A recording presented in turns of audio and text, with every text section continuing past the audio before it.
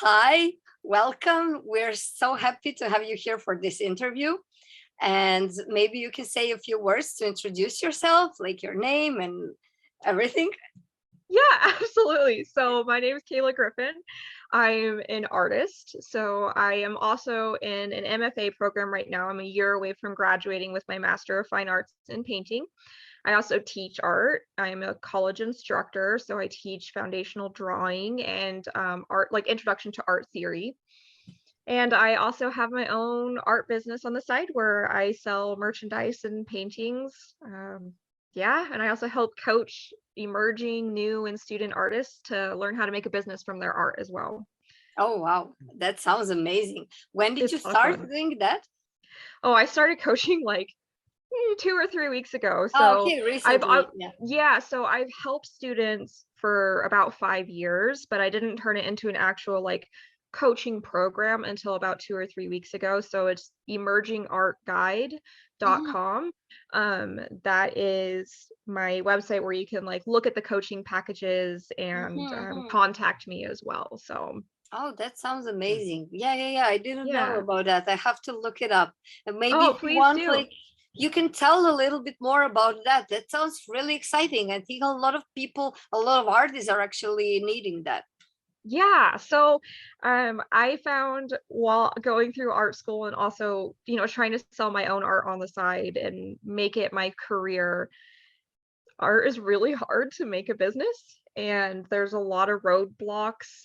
It's really hard to know, should I be going to art school or should I be getting into museums? Should I be applying to art competitions or art residencies or, paying a website to sell my art online? Like, how do I go about all these different things? And I was fortunate to bump into people like you and people like Lydia Gravis and Sandra Kavanaugh, people who were around me to help me sort of figure these things out. And then I started reaching out to artists who are living my dream, like Stephen Kenny, who's an award-winning artist. He's a full-time painter. I mean, he just makes his living in life off of painting. And so I reached out to him and I was like, hey, how do you do these things? And luckily they responded. And so I decided I wanted to help other students like me, but also, people who can't afford art school. So emerging artists or new artists that don't have the same resources. And so I created a podcast, which is launching on Friday, where I'll be interviewing professionals in the industry to sort of give students, emerging artists, and new artists advice on like how to make this their career. And then I also offer one-on-one coaching with me to like figure out what your goals are, what does success look like, to help you build confidence in yourself and your art. So not just about like the technique of creating, but also your mindset, and then learning things like marketing, public relations, branding yourself, which direction in life is good for you. Like, should you go to art school? Should you be looking at galleries or should you be going into the private sector? Things like that. And so I offer those one-on-one packages, consulting. I do public speaking events for colleges and yeah, that's really what it's turned into. Wow, it sounds really exciting. Do you feel like you were getting all this knowledge through school, or you had to research on your own and to learn everything? Or So a lot of this side of stuff, the business side of art, I've had to learn myself and through professionals who are doing the thing, who also had to learn by themselves, right? Art school is very good at teaching you the skill of creating. So if you want to study painting or illustration or graphic design, it is fabulous to develop those skills, but it lacks in like the professional practices. And so they don't teach you really how to create a business for yourself. They'll probably help find a job for you. So it usually for like photographers or graphic designers, it's easy to find a 9 to 5 job. But for visual artists who are creating art for the sake of art, there's no real bridge for professional practices and like the difference of galleries, because not every artist should be going to galleries, or like how to sell merchandise like prints or make a book of your art. Things like that aren't taught. And so a lot of that I've had to figure out on my own. And same with the artists who have made it Mhm. as successful artists. They've had to figure it out on their own too. Yeah. I think that's like something that all artists are struggling with. And I think it's also like one of the things, like at least for me, was like trying to determine, like, do I want to focus on selling or do I want to focus on research, and like what is my primary goal. And like a lot of times, like I would feel like I'm failing myself, like if I'm putting too much effort into trying to sell, like then like I don't have enough time to focus on research. So it's kind of like this double like attraction, that like you don't know how to decide which side to choose. And like it Yeah. takes a lot of effort, like to It does. It takes a lot of effort, and if you aren't doing it right, it's very little return. So you're putting in all this time and all yeah. this effort and all this energy, and you don't really get anything back. And so I really want to help people muddy through that in an easier way. And I think one of the things to start with is asking yourself, like, what does success look like for me? And a lot of times we think of it in all these different ways, and it's so confusing for us to think about what success looks like, that we can't build a goal around it or a strategic plan around reaching that success, because you have 8 different ideas of what success is. And so we have to narrow it down to one measurable thing, and then when we reach that success, we can look at something else, right? And so I think that's the difference between artists and business-minded individuals. Is a lot of business-minded individuals know that there has to be like a strategic plan, measurable goals, and one success box, right? And once we reach that thing, we can focus on something else. And so I like to work with people to try to figure out, like, okay, what is your vision? Because that's how we're going to build goals around it and the tactics around it, because it's not going to be the same for every artist. So the podcast is great because it's going to be like general information, and all of it is applicable if you use it in the right way. But that's where the one-on-one coaching becomes more important, because every artist has similar struggles, but it's different per circumstance. And then it's also, everyone has a different vision for their life, like what Yeah. success looks like for them. So for me, as an artist, I love creating, but I love teaching and helping more. So for me, success is being a full-time tenured professor, which I'm not tenured yet. I still need to finish my MFA. I'm a year away from that. And then also having a coaching business where I have 4 or 5 clients a month, right? And so to me, that's what success looks like. That's my vision. And so everything I do has to match those 2 things. But for other artists, it could be, I want to have a permanent collection and a solo exhibition once a year, right? Or I want to have a website where I make $5,000 a month off of my art, because then I can live happily that way. So those are all different goals. And I think artists sometimes think, well, I want all of those things. And it's like, yes, but let's do one at a time. Once we reach one thing, let's move on to the next thing. So what is the biggest thing for you? And for some, it'll be that $5,000 a month. For some, it'll be teaching, right? And so for Mhm. me, like, though I love selling my art, it feels good when I sell a piece. That's not my primary goal. My primary goal is this business and teaching students. Mhm, So mhm. that's what I focus mostly on. Do you think there is something culturally that like helps you to determine like these kind of goals? Because I feel like it's partly cultural thing. I think like in for example, like here we don't have like a good sense about the economy and how things work because like of our background, and a lot of times like we don't understand the world in these terms, like this is the goal and like you focus on like steps Yeah, towards the goal and you choose one goal, and it's like these kind of things. I think it's less cultural and more, well, I guess, I mean, everything comes down to culture, right? Because every culture is different, but I can't speak from all those different perspectives. What I can say is what made my background different is I started school in public relations, marketing, and Hmm. business, right? So I had that background already. Hmm. And then I moved into art. So Yeah. I think it's less cultural and more educational experience. If you are someone who took those business classes first, it tends to be easier because you think that way. Whereas most creatives don't think that way, Yeah. right? We are taught to be creative, and those are the skills that are nourished in us when we go to school. It's, or nurtured in us, right? Is we're taught to embrace our imagination, we're taught to embrace the technique, we're taught to you know try to expand our thinking and embrace philosophy and theory. And those things are fantastic because they make you a well-rounded individual and you're creating great work. But philosophy and theory and creativity is kind of like the clouds, and you need to tether it down with the business thinking, right? And so that's where I think education is so important. I always encourage my college students that if they have extra credits that they can take, that they should take a business class, like a public relations class or a Mhm. marketing class or introduction to business or introduction to entrepreneurship, something like that. And then if you don't have that background, to find someone who does to coach you in those things. Because Mhm. if not, you're just a creative. And that's not a bad thing, but it's not going to lead to success. I have a question. So when you put time into that equation, like you gave them a method, you gave them your strategy and tactics how to go, how much time usually is needed for, is there So average time that you need for something like that? so again, it depends on what that goal is, right? So for me with teaching, Mm. that's my primary goal. I spend probably 15 to 20 hours a week on building curriculum, grading papers, doing lectures.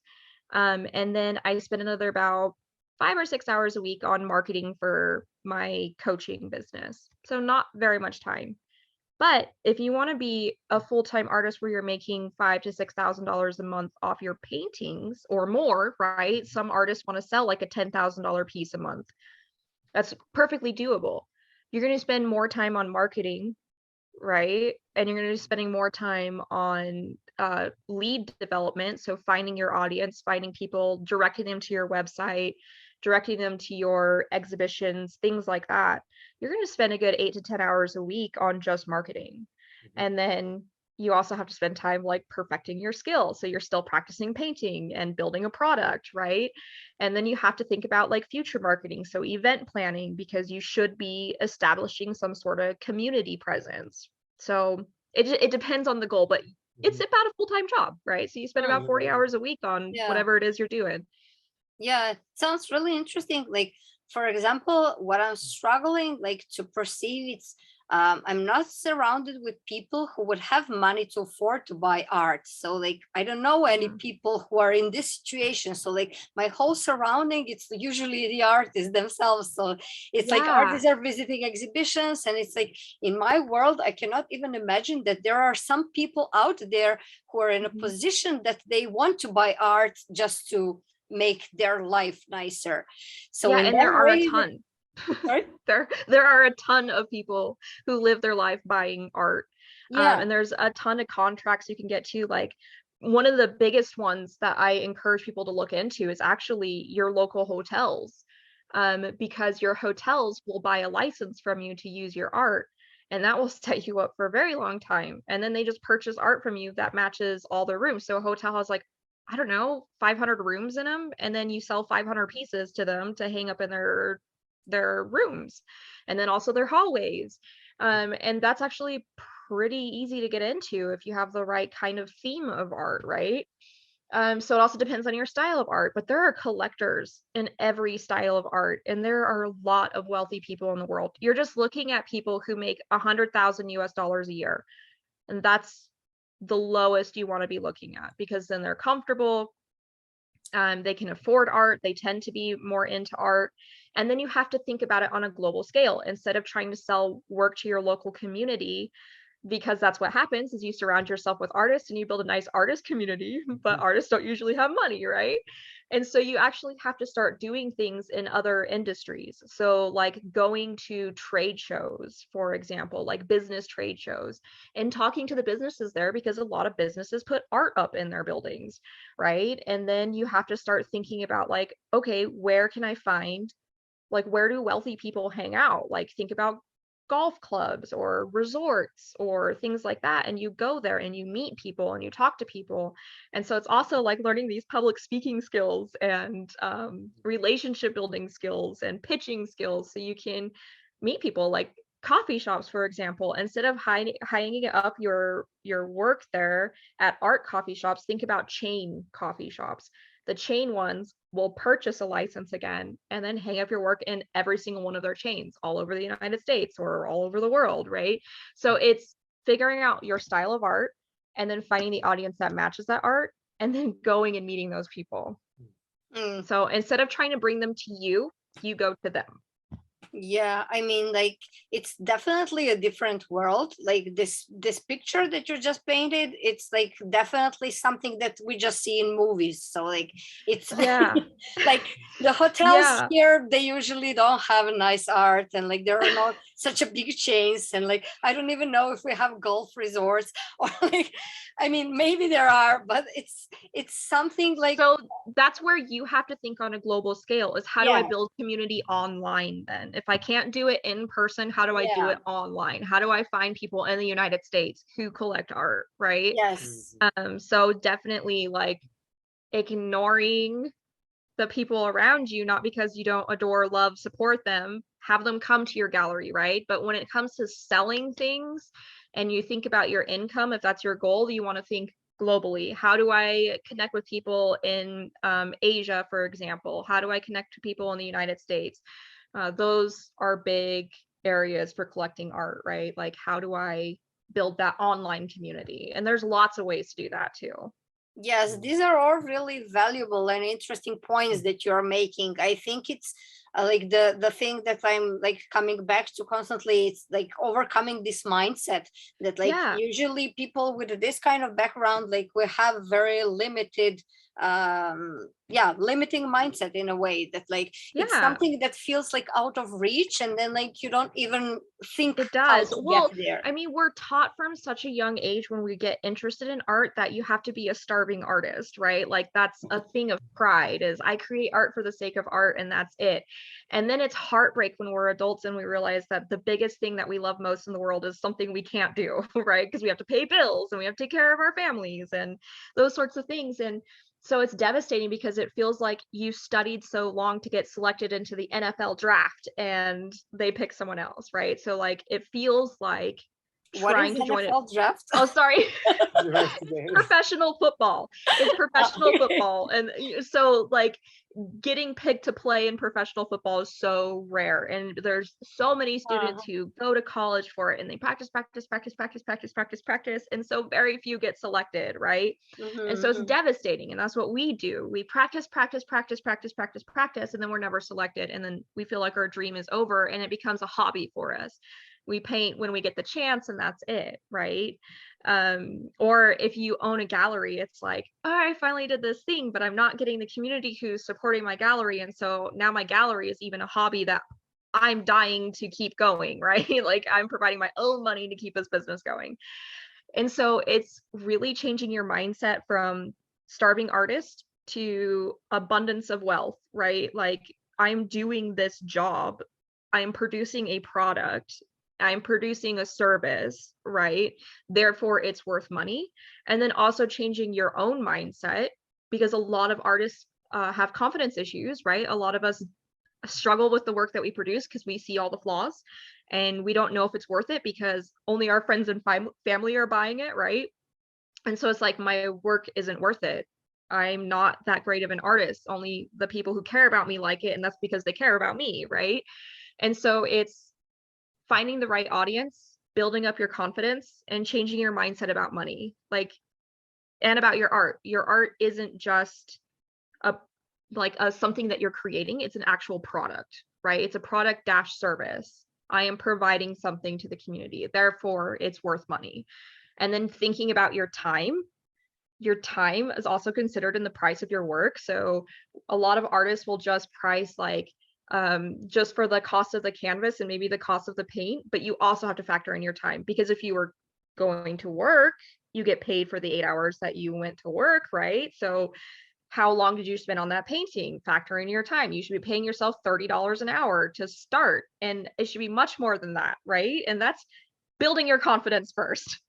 But I want to get it to where students are like, I'm being charged like a lawyer is being charged $200 an hour, plus supplies, plus the size of the canvas, plus shipping, right? Plus taxes, those sorts of things. And so factoring in those prices. But a lot of that comes down to what, like you were saying, changing your mindset about art and business, and then changing your mindset about yourself and your worth. Yeah. And So how do you, for example, how do you make like time for one and the other thing, like this business side of everything, and then how do you make time for actually creating stuff? Like how do yeah. you make this balance? So I'm not gonna lie, when you first start out, it's a lot of work, right? So when like starting my business right now, it's brand new. And so it takes time. It takes time to find your first few clients. It takes time to find your audience. So I work full time right now in order to pay my bills. And then after I come home from work, I spend 2 to 3 hours a day working on my business. And so yeah, I'm a little tired, but eventually it's going to get to the point where my business, because I only need 4 clients a month, and then I can quit my full-time job and just coach Mm-hmm. for my life, right? So if Mm-hmm. I can do 4 clients a month, that pays all my bills and puts some money into savings. And so that's not, I mean, it's not hard, right? If I think about it from a business perspective, I find 4 people who are struggling with these problems that I can help them solve, and then I build a relationship with them, and they pay me for the service of building their confidence, helping them, critique their work, helping them figure out what their goals are, how to strategic plan, how to reach those goals, and then watching them succeed, right? Like, Yeah. that's, to me, that's super exciting. That's super doable. So it's tiring when you first do it, sure. And it's finding the drive in yourself to, when you mess up, be okay with losses and bounce back from them, kind of like my live stream that failed super bad, right? So I failed at it, and now I'm going to bounce back on Friday and I'm going to fix it. It's not giving up on yourself, not giving up on your work, and like building a drive in yourself. You'll know it's the right goal that you have for yourself when you can't imagine giving up on it. And a lot of people who give up on things are chasing the wrong dream, because it's not your dream then if you give up on it, if that makes sense. Yeah, I mean, Yeah, like you're makes really sense. motivational speaker. Yeah, Thanks. I'm really passionate about it. that's a I skill. I Yeah, I mean, I that's I really something. I don't like how a lot of art has become this prestigious thing where, in order to be an established artist, you already have to have a name, or you have to have a ton of money already, or to, succeed at your goals and dreams, you have to struggle for so long to do it. I don't believe in that. I believe that everyone has a right to live their dream, because we have one life and it is so short. And so I want to see as many people reaching those art goals as they can, because I think it can change the art industry from this unattainable thing to a respectable career, because we don't think of it that way. When you tell people you're an artist, they're like, "Oh, that's cool." you know? But I want it to be someday where you tell someone you're an artist and it's kind of like saying I'm a professor, right? Or I'm a lawyer. You're like, "Oh wow, that's really cool." You know what I mean? Like, I Yeah. want to change. So I'm really passionate about it. Yeah, I mean, it's great. And also, like, maybe we can talk a little bit about your art. Like, what are the themes that most interest you, and how would you define like your art? Yeah, so for me, I'm most interested in surrealism, and not like modern surrealism, like pop surrealism. I think it's interesting. In fact, one of my favorite artists is into modern surrealism, which is Greg Crayola Simpkins. A lot of his stuff is kind of like this pop surrealism. But my favorite style to paint is like veristic or psychic automatism surrealism, which is like, think Salvador Dali, Frida Kahlo, those sorts of traditional surreal artists, where they're looking at the subconscious mind. And so a lot of my work is tailored to get people to feel a connection to the art piece, or a connection to the narrative that I'm telling, and that meaning making process of our subconscious. So how do we create this space where you can connect to this piece, and you can connect to me as a result in this subconscious way? So I use a lot of symbolism, a lot of like texture and color, in order to not really manipulate the subconscious, but kind of like poke at it to trigger different emotions, right? I tend to focus a lot on fear, like disjunction between fear and hope, because I find it so interesting that most of our lives as humans, we're terrified, but we're also hopeful, right? Like we're terrified of dying, we're terrified of failing, we're terrified of struggling, we're terrified of meeting new people, we're terrified of like heights or spiders, right? But at the same time, we're like hopeful that we're going to reach our dreams and hopeful that we're going to live a really long life. And so it's like this like constant, I don't know if I've gone a day without being afraid but excited at the same time. You know what I mean? And so I'm really interested in those two existing together in our subconscious.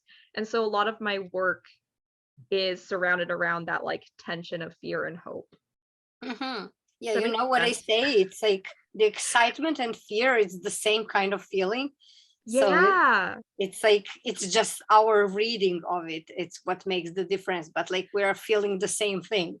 Yes, exactly. So like a lot of my themes kind of match that. Like I have one painting that you've seen of the woman opening the door to the prep room where bodies get prepped at mortuaries, and it's called Our Final Door. And so it's scary because there's a lot of like scary textures and it gives us fear because death is scary. But then at the same time, there's a lot of light on the figure and a lot of bright, vibrant colors, which also gives you a little bit of hope of like the, well, what's the afterlife, right? Or is there an afterlife, or that sort of like curiosity. So I want it to be like intriguing to look at, but also hard to look at, right? All my Mhm. paintings. And sometimes I add humor. Like I have a piece, I think you've also seen this one, We're All Searching for Purpose, which is like the fear of not finding meaning in life, which a lot of people struggle with. And so it's got this figure who has a box on their head, and in the background on the ground, their head is coming out of another box. And so there's like a little bit of humor, but also kind of creepy to look at. It's just like trying to trigger those feelings, you know? Yeah, so you're creating contrast in different ways, like either through color and through these paradoxical situations.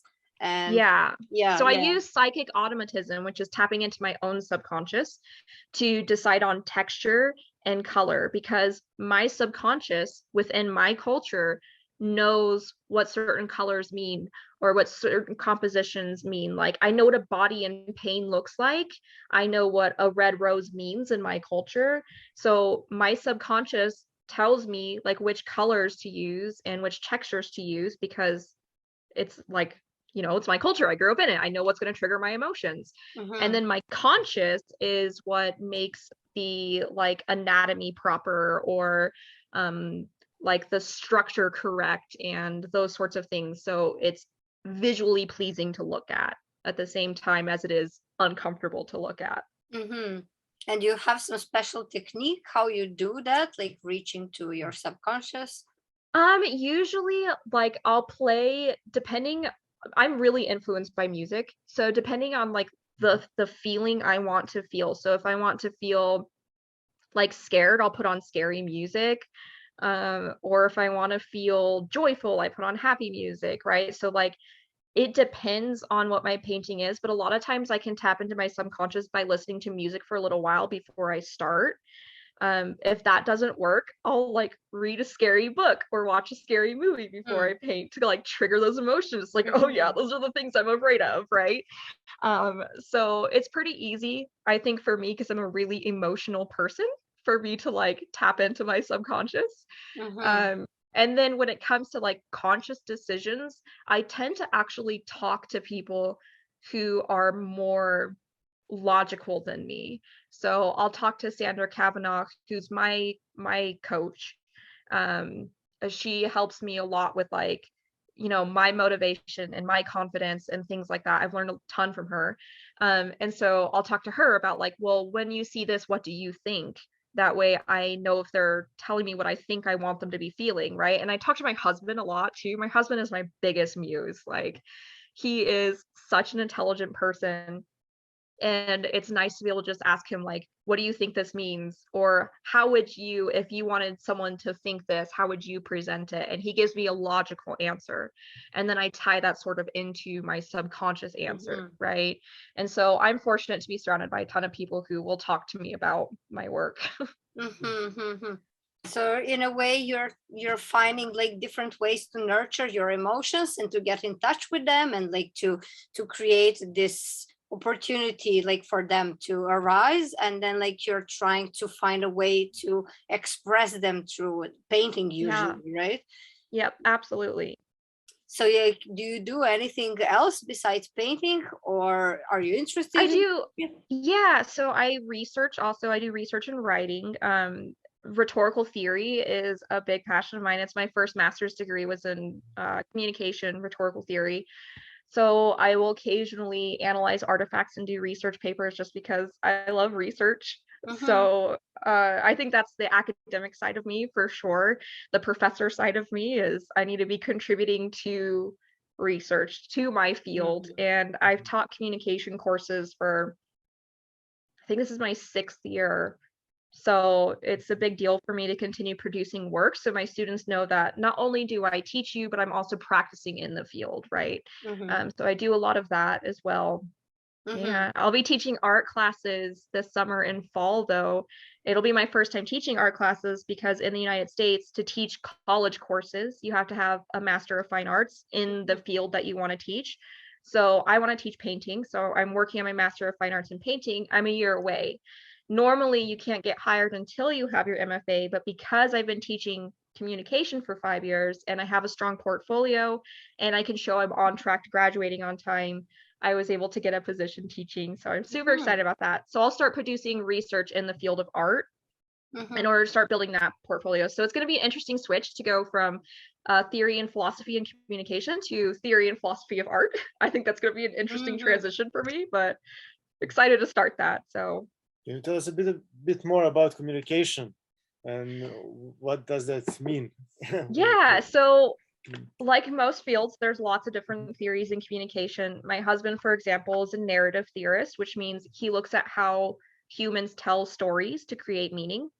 I'm a rhetorician, which means I look at how humans use symbols to create meaning. And this is where it ties into my art too, right? Like I'm really interested in our subconscious language, how we can understand things because we were raised to understand them that way. Like a table is a table because our whole lives we were taught it's a table, which means you're allowed to do certain things with that table, set things on it, gather people around it, eat from it. But there's certain things you don't do on the table. You don't sleep on the table. You don't stand on the table, right? Like, so there's limitations and also like open invitations for how to use certain things. And so I look at how we've symbolically constructed society, what that means, how we can change those symbols to mean something else on a grand scale. That's really, really a lot of what it's about. Mm-hmm. Mm-hmm. That's really interesting. Yeah, I'm really curious to see more, and like when you dive into this art research, I'm really curious to hear more about that. Yeah, I'm excited because I'm going to combine the two. One of the things about academics is a lot of researchers will be like, okay, this is my field, this is where I'm producing, and this is where I'm staying. And Mm-hmm. I like that integration of theories. And so I know for sure I'll be bringing rhetoric with me as I move into art theory, and I'm sure I'll combine it with something weird. Mm-hmm. Yeah, would you be interested to pursue a PhD maybe in art? Yeah, so I've been thinking a lot about a PhD, and it's hard for me to decide if I want a PhD in rhetorical theory and then study art through rhetorical theory, or if I want a PhD in art history Mm-hmm. and then go with that. So I don't know yet. Do you have in US, for example, practice-based PhD in art? No, so the Mm-hmm. highest degree in fine arts that you can get is a Master of Fine Arts. Mm-hmm. And it's basically a PhD because you study longer than a regular master's program. But that's as high as you can get when it comes to like painting or drawing or sculpture, things like that is a master. Mm-hmm. Yeah. Yeah, that's something interesting. Maybe like you could do it in Europe, because like in Europe there is a practice-based PhD. So That would be so cool. yeah, I mean, like PhD that I did was practice-based. So like I was obligated to make like research and an exhibition, and to write about my own work and to make references, like the research around it. But like the main emphasis was on my work and to write about it and to try to Wow. explain it and all that. So That is that was a awesome. really interesting experience. I think you would love that. because Yeah, I like think it I would too. moves you completely in a different place. Like you start looking at your own work in a different way, because like Oh yeah, otherwise, it's a different culture. yeah, yeah. Mhm. Like otherwise it wouldn't push you that deep into your work. Like Yeah. you don't have to articulate that much like for yourself, or like sometimes like we all enjoy to leave things like unsaid totally, and then like this pushes you to say it every little detail, and then like it opens up a new world.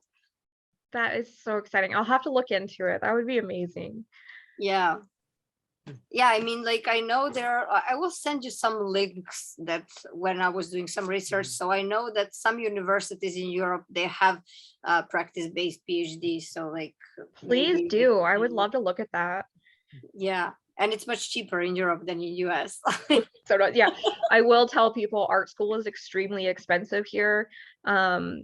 I'll probably be $120,000 in debt by the time I finish this master's degree. So if there are US students watching this, or like artists who are thinking about going to graduate school for art school, the only reason why you should be getting your MFA is if you want to be producing research or if you want to be teaching art classes. Other than that, you can make a business from your art without going this far into debt.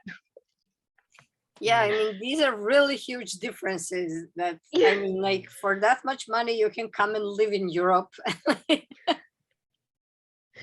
So if anybody's watching this, make sure you're looking at European schools. Yeah. Hmm. Yeah. I mean, like this is really exciting. Did I forget to ask anything? Like, do you have any more questions, or like, because Yeah, I like think so. you keep surprising me with new stuff that are arising, and then like Sorry. no, it's really good, but then I keep forgetting what I had originally planned to ask you. And also, you're so good at communication, so Oh, you yes. communicated everything like just Yeah. smooth. Thank you. Yeah. Thank you. I hope I'm good at it.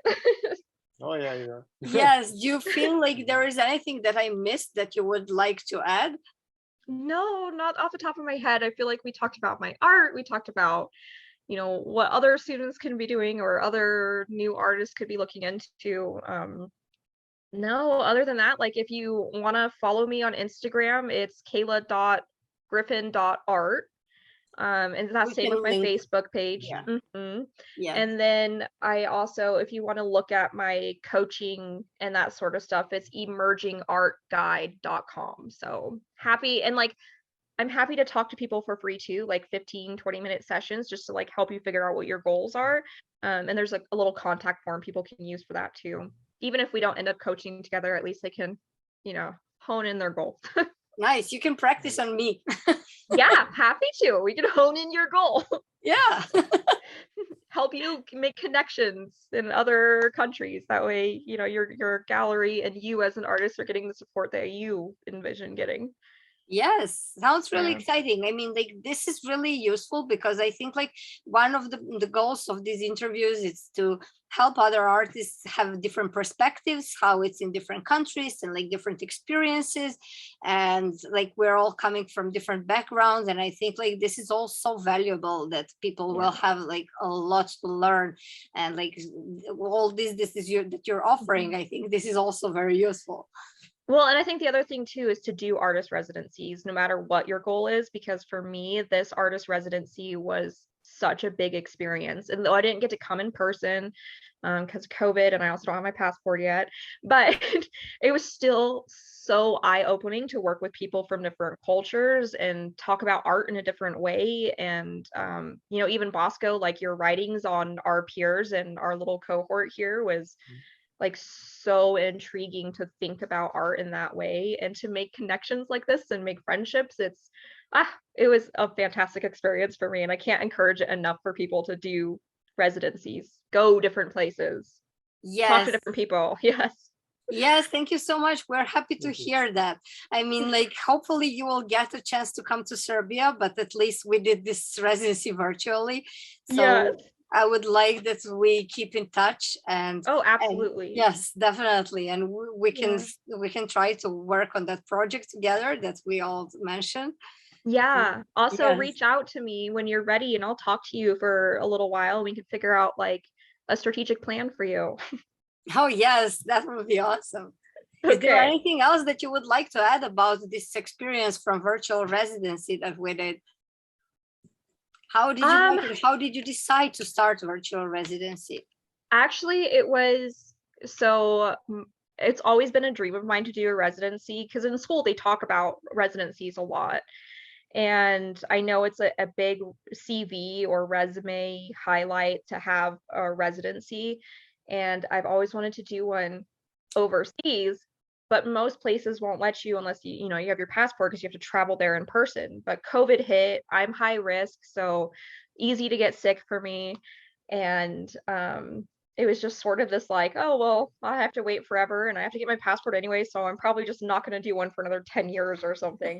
And then I saw on Instagram the artist in residency, the Belgrader, and I was like, oh, this looks interesting, I guess. And so I applied, and I was like, I highly doubt I'm going to get selected because I'm just a student, like I'm not a fancy artist. And then when you responded and accepted me into the program, I was like, so definitely like look for online residencies if you don't have your passport yet. But it was, I thought, you know, you forget you're online sometimes and you do Yeah. get like Zoom fatigue sometimes, but I felt like we had such a close community and we were talking so much about the art with each other that it didn't feel distant. I felt very connected to everyone.